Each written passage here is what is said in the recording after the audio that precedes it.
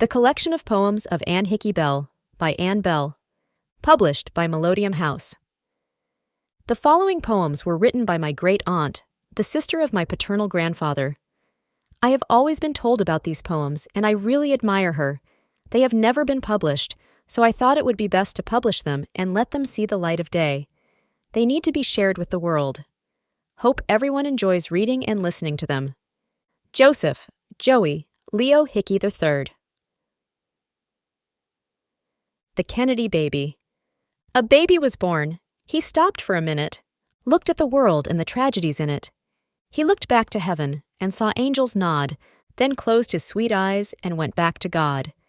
His visit, though brief, what emotions we had. First joyful, then hopeful, then anxious and sad.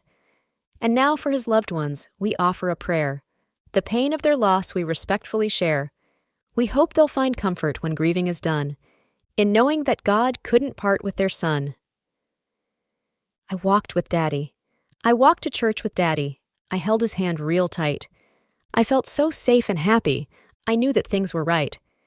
We said a prayer for Mummy, for Brother John too, and one for baby Patrick, so little and so new.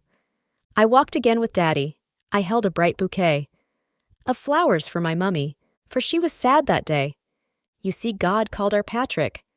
Back home to him, above, I tried to smile for Mummy and tell her of my love.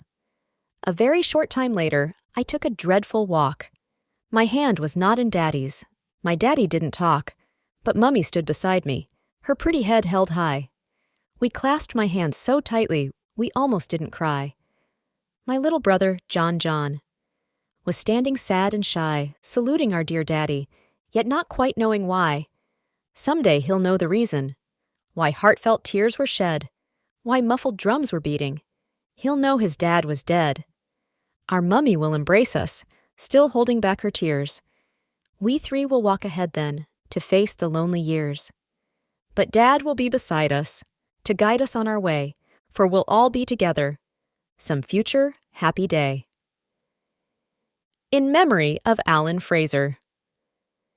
My Boston is a sad town. Today her tears she'll spend. The unknown writer's booster, the common poet's friend, the voice of all her people, reporter through and through, has gone to join his maker. His heaven he'll review. And though we'll miss him greatly, his memory won't fade, for time can never quite erase impressions he has made. We'll say a prayer in silence, that God, in all his love, will place him on his staff up there, reporting from above. Death of a President. There are no words that we can say, no tears will ever wash away the memory of that sad event, the moment when a life was spent. How privileged we were to share his triumphs and his losses too. We felt with him, we hope he knew. Despite his harassed, work-filled days, he showed his kindness many ways. A friendly smile, a nod, a wave, to one and all he freely gave. We'll miss the brilliance of his mind. His wit, though sharp, was not unkind. Decisions made, he followed through. His best was all he'd ever do. So now his term of life is o'er. His conferences he'll hold no more. The world will note, when morning's done, God called him home to join his son. Gossip. We whisper a word, and we fan a great flame. Of gossip and scandal that then leads to shame. Of all of our transgressions, the big and the small, this could well be the worst of them all. By spreading a story, be it false or true, we cannot imagine the harm that we do. For gossip, just like a tornado's wild wrath, will gather the dirt that is found in its path. It moves on continually, gathering more. And then all at once, when the fury is o'er, we find in its wake the lives we have shattered, names that are blackened, hopes that are tattered. The damage we've done is beyond all repair. We cannot take back any scandal we share. But next time we're given some gossip to spread, let's whisper a prayer into God's ear instead. Wedding anniversary. Marriage was meant to be lasting and holy. Two people loving and caring. All of life's trials and its happiness too. Both of them joyfully sharing. You two once stood at the altar repeating vows that would bind you forever. Through all these years, you have honored those vows with patience, love, and endeavor. Your love was so strong. You shared it with others, making their lives more worthwhile. You've come a long way then, down life's long road, since first you two walked down the aisle. The New Boston. A toast to brand new Boston, a city on the rise, whose modern towering buildings delight the tourist's eyes. A toast now to old Boston, its landmarks and its shrines, for in our country's history, her star forever shines. Tow, tow, tow. Tow, tow, tow, across the city, they will tow, tow, tow. It's such a pity, for you park your car and then return to it again. You look around, it can't be found, you wonder where and when. It has been towed, towed, towed to some garage, and you will owe. So if you want to roam, leave your poor car at home, and they can't tow, tow, tow. My memorial to Pope John XXIII. Your gentle voice will hear no more. Your final prayers are said, your hope for peace and unity. Live on with us instead. We felt your greatness everywhere. It reached across the sea, wherever humans needed love. You spent yours generously. Your helping hands were always there. In time of war and need, your worldly goods and prayers you gave to every race and creed.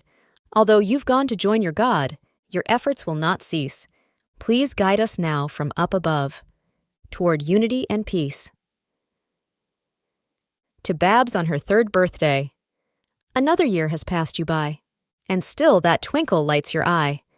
Although you've reached the age of 3, you're just as agile as can be.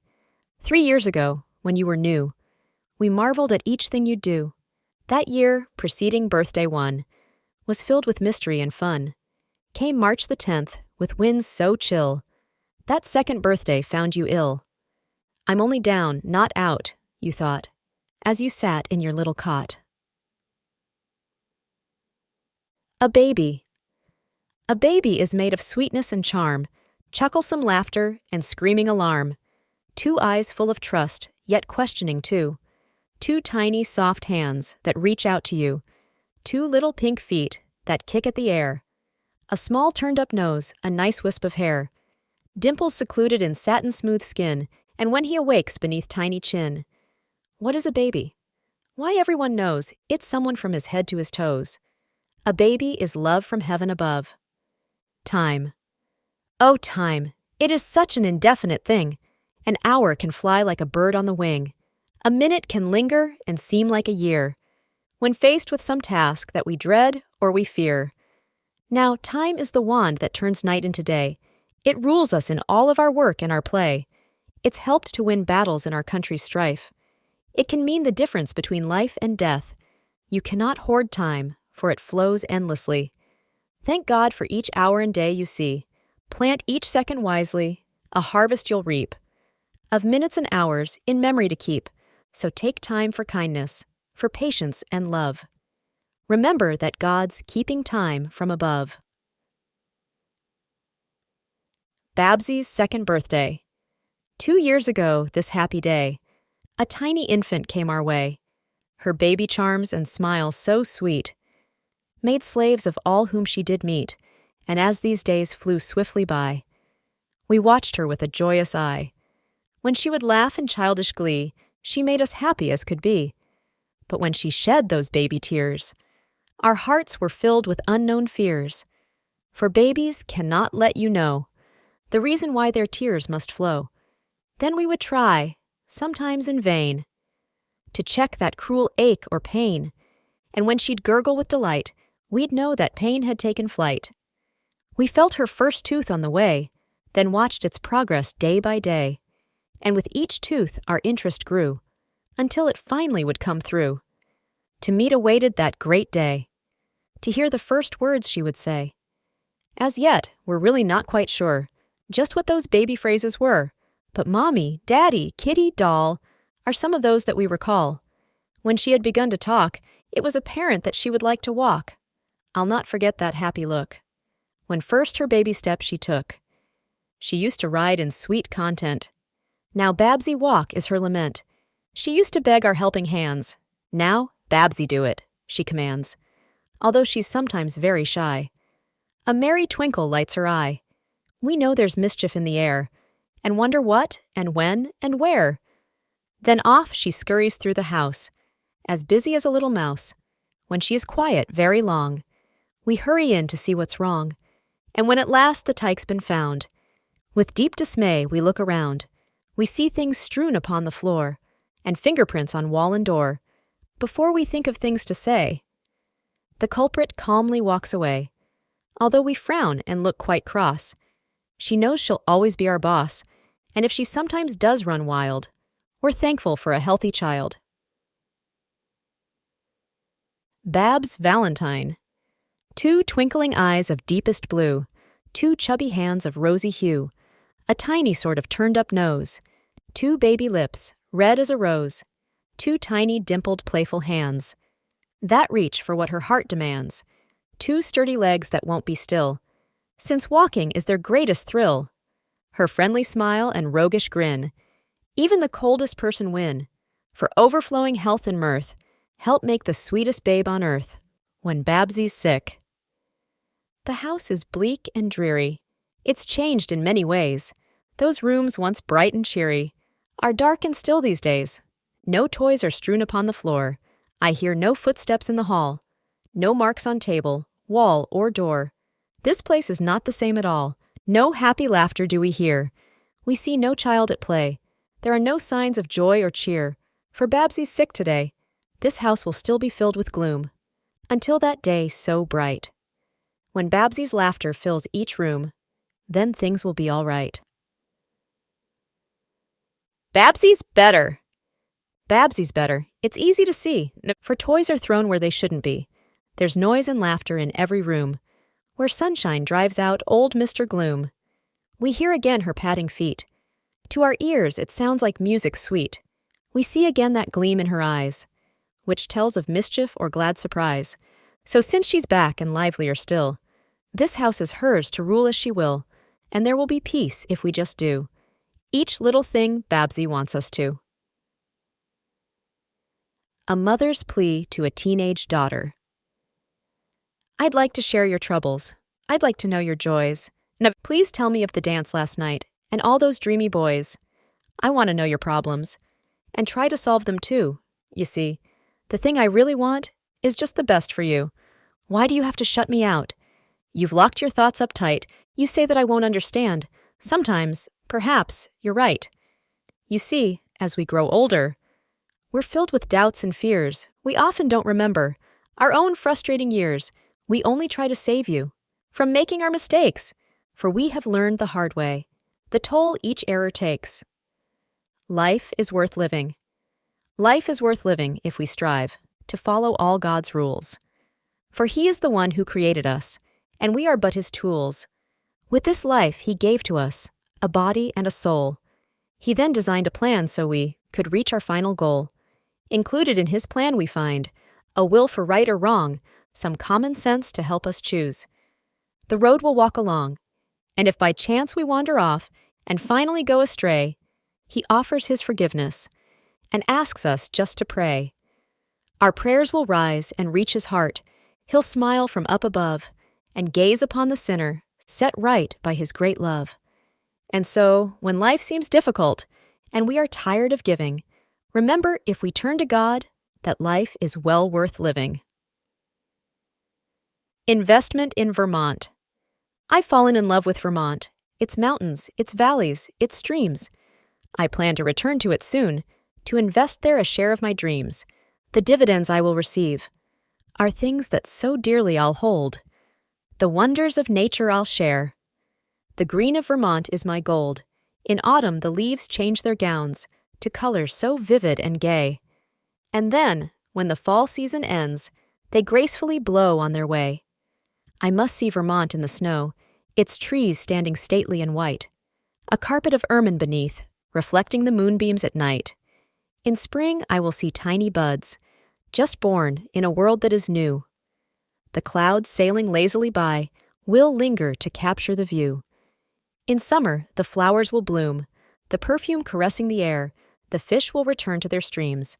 They'll wait for me patiently there, but I will go down with no rod, No reel or no bait or no hook. I just want to sit and reflect. The charm of Vermont by that brook. I'll go to that little white church and pray before God on my knees to thank Him that my bank account is filled with such wonders as these. To my dear, dear brother Leo, your birthday's approaching. It's no time for tears. Yet sadly I think of those past happy years. I just want to ponder, go back in my dreams to find if the past was as good as it seems. I walked in your footsteps, wherever you'd go, for you were my hero. By now you must know. Remember how closely I'd stick by your side? Whenever you scolded, I'd wish I had died. If I thought you sad then, I'd silently weep. But then when you smiled, I could happily sleep. Remember at Christmas, you'd hide every gift? We'd snoop and we'd search, every package we'd lift, to shake and to peek in, and find what's inside. We'd hear you approach, then we'd scurry and hide. Oh yes, looking back, it is so clear to see the wonderful times you created for me, and as the years pass us, I find it more true. Your kindness and patience are growing with you, your warm understanding and wonderful ways are things I can cherish the rest of my days. Love eternal. The old man brushed away a tear and knelt beside the bed. He held a fragile hand in his. He knew his love was dead. He felt the doctor's gentle touch, then rose unsteadily. My Mary's gone to sleep at last, from pain and sorrow free. He sat and thought about the life that they had shared so long. The way he felt when they first met, she'd filled his heart with song. He knew her heart went out to him. He saw that in her eyes. He courted her, then won her hand. Their dreams they'd realized. They stood before the altar then, God witnessed from above. Their rings were blessed and then exchanged, to seal their perfect love. And through the years they shared like most, some sorrow, loss, and pain. But faith in God and marriage vows renewed their hopes again. They also shared along the way much happiness and joys. Their marriage, too, was heaven blessed. With 7 girls and boys, they led their family in each trial and crisis through the years. Each new exciting step was shared, the laughter and the tears. They proudly watched their children grow. The years so quickly flew, as one by one they'd graduate and start a life so new. They walked in spirit down the aisle. As each one claimed their spouse, shed tears of love and sadness too. As each child left this house, together they could face old age, the problems it would bring, for through the years their love wore well, just like their wedding ring. Now Mary's journey had begun, her first in years alone. He heard her softly call his name, her hand then clasped his own. If no one minds, I'll run along. Walk Mary up above. He closed his eyes and smiled at this, his final act of love. And so these two who walked through life, together, heart to heart, whose wedding rings are now entwined, will never have to part. General Birthday. You're having a birthday. I hope you have fun. Hope all your dreams will be rolled into one, wrapped in good wishes, and tied with a bow of love that will follow wherever you go. Your wedding wish. You went to the altar, a beautiful bride. Your groom came to meet you and walk by your side. You knelt down together to face God above and take holy vows. That would seal your great love. And from this day forward, in sickness and health, through good times and bad times, through poverty, wealth, your love will sustain you. You know in your heart you'll share life together, till death do you part. Loneliness. You ask me what is loneliness? Only the lonely know. You catch it in a longing glance, a smile that's lost its glow. You see it in a desperate tear. You hear it in the voice of someone who is so alone, pretending to rejoice. Some lonely ones appear to be so very hard and cold, and yet, to them, a friendly word would mean much more than gold. Yes, even a busy throng. Some people stand alone, and waiting for one friendly word, a warm and pleasant tone. The elderly, of course, know well. This fear and loneliness they hide behind a stubborn mask, as though they can't care less. But take a long and searching look, deep down inside their heart, for there you'll see the grief and pain. That's tearing them apart. So let's befriend these lonesome ones, who all alone must cry, for in that lonely crowd someday, there could be you and I. Happy birthday, Joe. It's a little late for sending a card, I tried to remember, but found it so hard. But you weren't forgotten, no, not for a minute. Though this note is tiny, there's lots of love in it. There's bright birthday wishes, with lots more to come. Add all of our thoughts and you'll have a good sum. Enclosed is $1, which is not very much. It will buy you some bubblegum, candy and such. So have a good time, Joe. We'll see you in June. If you came today, it would not be too soon. To dear boy. A double treat's in store for you. The memory will last. You've reached your 18th birthday. Your high school days are past. You're standing at life's doorway. Reflect now, while you can. For once you cross that threshold, you enter as a man. Your childhood is behind you. Your shoulders must be strong to carry all the burdens. You'll find the way along. You have that certain trait. Keeps your thinking straight. No doubt you'll go to college and choose a great career. You may become a lawyer or civil engineer. The priesthood, though, may claim you. And then someday you'll give your blessings as a bishop, as our sins you will forgive. But never mind now, dear boy. No matter what you do, we know you'll be terrific, and we'll be proud of you. Prayer for resignation. Dear Lord, please wipe these teardrops from my eyes. Return the lightness to my heart. Remove from deep inside of me this grief that's tearing me apart. Please make me bow to God's own will.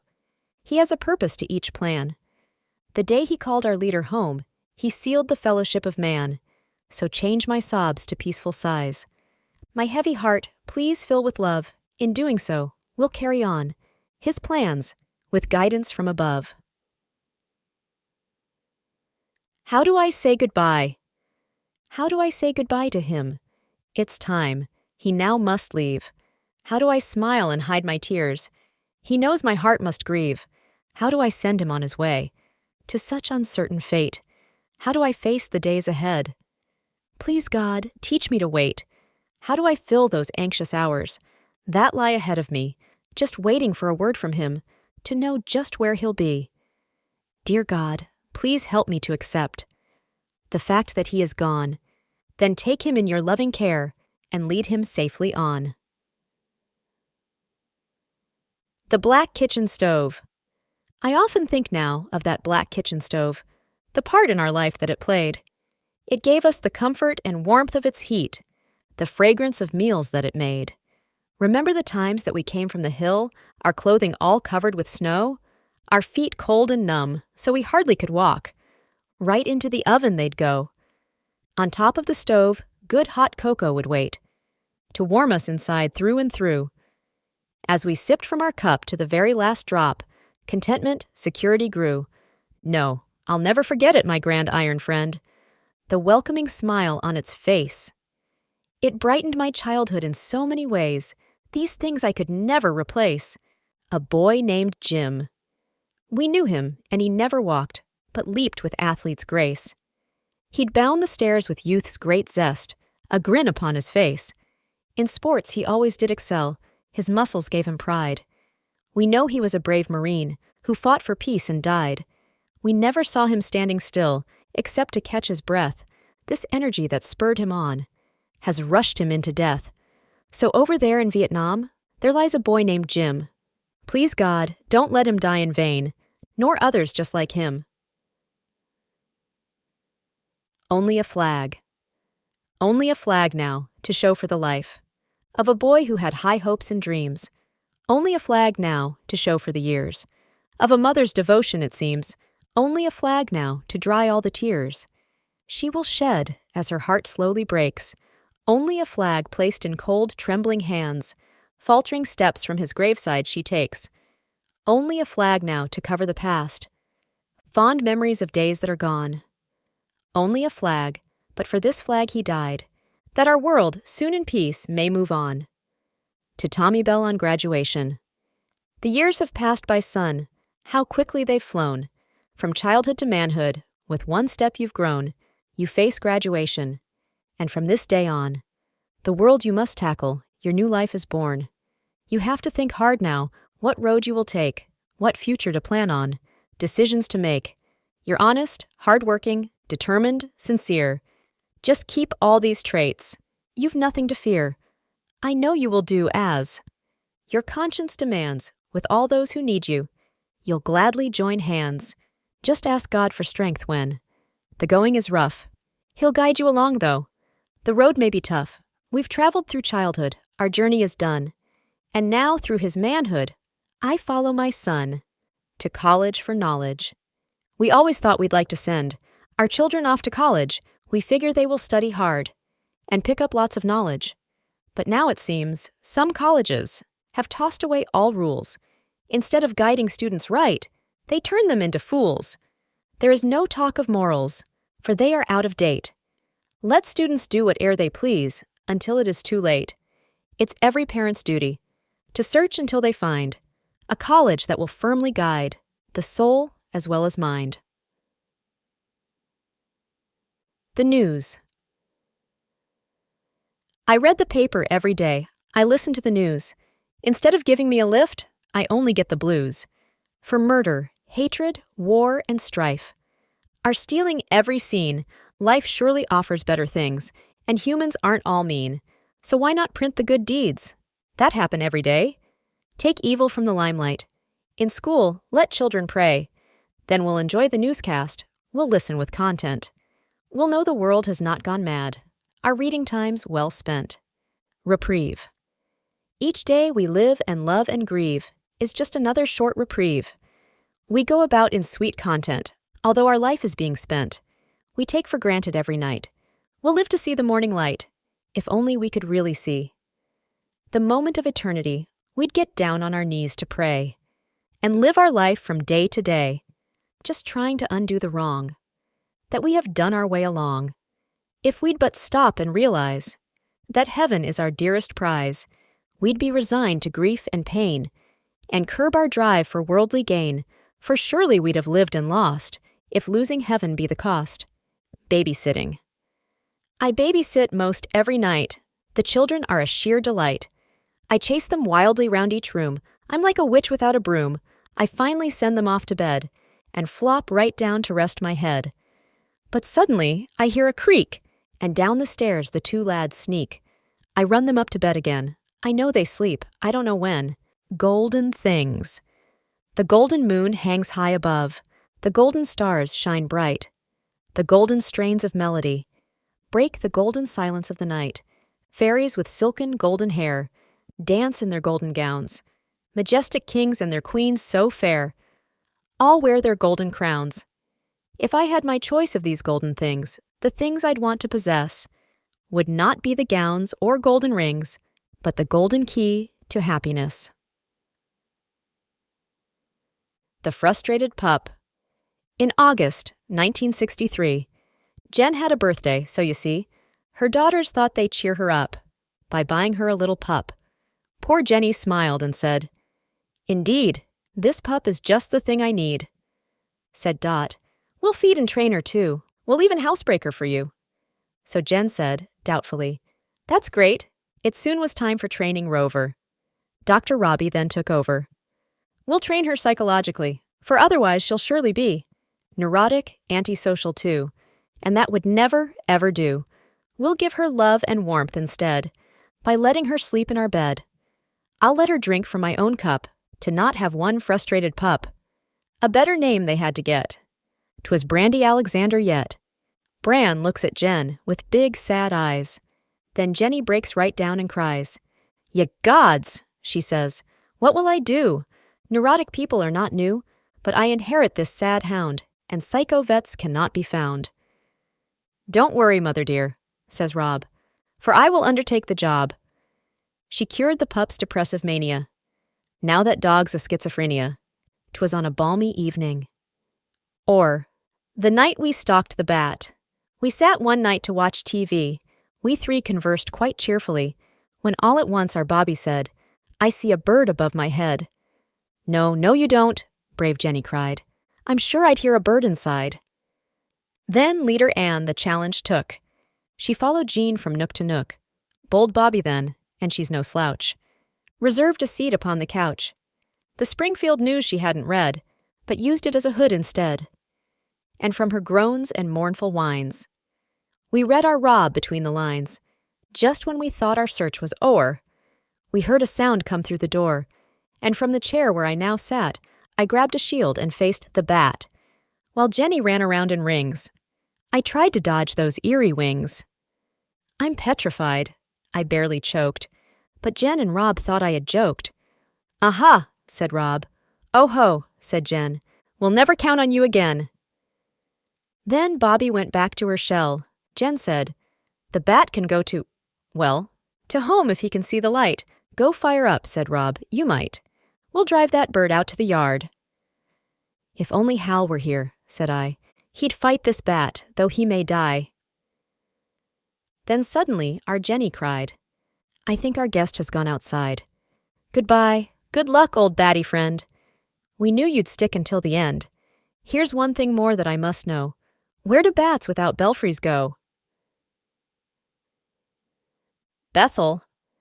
There once was a fellow named Mike, who went to Vermont on a hike.